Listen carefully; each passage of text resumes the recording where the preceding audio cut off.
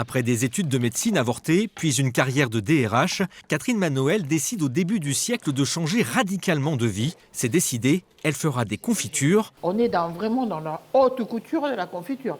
On est chez Lagarfeld, on est chez Saint-Laurent, on est sur une robe de mariée faite entièrement à la main.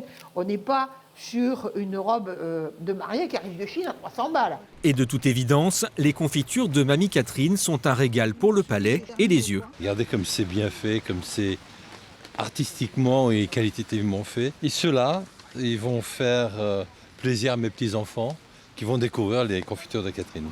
Les petits-enfants, Catherine n'en a pas. Mais comme elle le dit, ses petits-enfants, ce sont ceux de ses clients, ceux qu'elle ravit avec ses confitures et ceux qui viennent parfois l'aider à les préparer. Ça me permet de peut-être transmettre un métier, peut-être dans 20 ans avoir quelqu'un qui reprendra en disant « j'ai rencontré Catherine et j'ai voulu faire confiturier comme elle ».